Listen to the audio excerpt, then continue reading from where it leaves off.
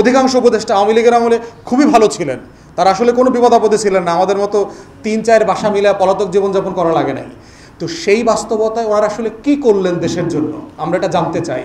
আজকেই আমাদের ব্রিফিং থেকে আমরা সরকারকে বলছি, আপনার প্রত্যেক উপদেষ্টা এবং গুরুত্বপূর্ণ প্রতিষ্ঠান যারা আছে, যেমন ধরেন বিডার চেয়ারম্যান, আমি বলার পরে বিডার চেয়ারম্যান আশিক চৌধুরী কিন্তু সে লিখিত তার আমলনামার স্ট্যাটাস দিয়েছে 9 মাস অথবা 10 মাস। আমি যখন এই বক্তব্য দিয়েছিলাম উনি ওনার 10 মাসের আমলনামা দিয়েছে এবং বলেছে আমার সাথে দেখা হওয়ার পরে যে ভাই বাকি কাজ আমি করছি, আমি আপনাদেরকে 1 বছরের আমলনামা জমা দিব।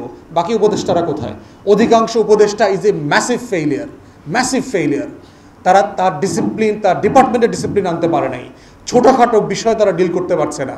আন্দোলন চলছে, এখানে দেখেন তথ্য আপারা 72 ধরে রাস্তায় চলতেছে, মিনিমাম বেসিক দাবি দেওয়া নিয়ে এখানে তারা বসছে, তাদের এই দাবি দেওয়াটা পর্যন্ত তারা রিজলভ করতে পারছে না। ডেকে নিয়ে মিথ্যা আশ্বাস দেয়, এক কথা বলে তথ্য আপাদেরকে তোমাদের দাবি মেনে নিচ্ছি, আগামী সপ্তাহে সমাধান করে ফেলবো। প্রথম আলোতে পড়লাম, প্রথম আলোকে আবার মাননীয় উপদেষ্টা বলেছেন এরকম কোনো আশ্বাস দেয় নেই। মানে রাষ্ট্র কি ফাইজলামি ব্যাপার নাকি? আপনি আন্দোলনকারীদেরকে ডেকে নিয়ে এক কথা বলবেন আর প্রথম আলোর পত্রিকাকে আর এক কথা বলবেন, এভাবে কি রাষ্ট্র চলে নাকি? একটা ছোট্ট সমস্যা, 80 কোটি 100 কোটি টাকার একটা প্রকল্প যেটা প্রান্তিক নারীদেরকে আমাদের সেবা খাতে, আমাদের তথ্য প্রযুক্তির সাথে কানেক্ট করে, এই মানুষগুলোকে আপনি 2000 মেয়ে একসাথে টার্মিনেট করে দিচ্ছেন।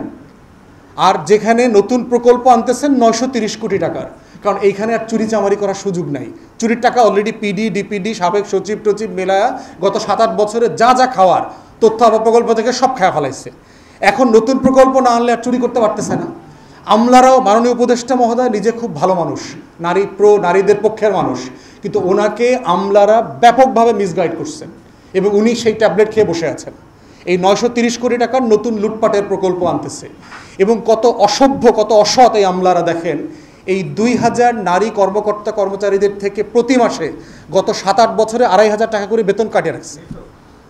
আন্দোলন যারা করেছে তারা গত 2 মাসে বেতন পায় নাই, এরা শিক্ষা ভাতা পায় নাই, এরা বাচ্চাদের পাহাড়ি ভাতা আছে, দূর প্রান্তিক জনপদে থাকলে আলাদা আলাদা ভাতা আছে, গাড়ি ভাড়া আছে, এইসব ভাতা কেটে রাখছে।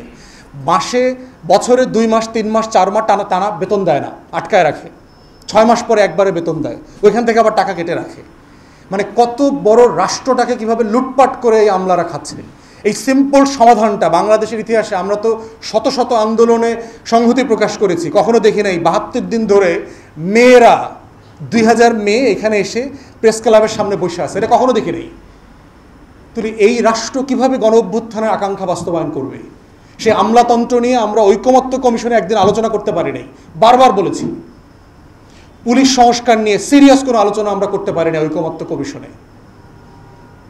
এখন দেখেন তো রাষ্ট্র বদলাবে কোথায়?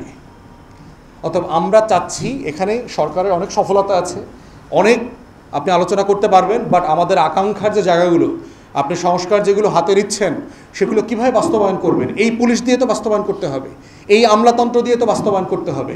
যাদেরকে দিয়ে বাস্তবায়ন করবেন তারাই তো সেখানে রয়ে গেছে এখনো। শত শত আওয়ামী দোসর আমলা রয়ে গেছে, শত শত, যারা ওই গত 16-17 বছর রাইতের ভোটের ডিসি ছিল, রাইতের ভোটের এসপি ছিল, এরা দিব্যি দায়িত্ব পালন করতেছে, বিভিন্ন জায়গায় দেখতেছি দায়িত্ব পালন করতেছে। দুদকে মামলা চলতেছে, এই সকল অনেক আমলার দিব্যি প্রমোশন দিয়ে বসে আছে, তাদেরকে ওএসডি বন্ধ করা হচ্ছে না, এত পাওয়ারফুল হয়ে গেছে তারা ভিতরে।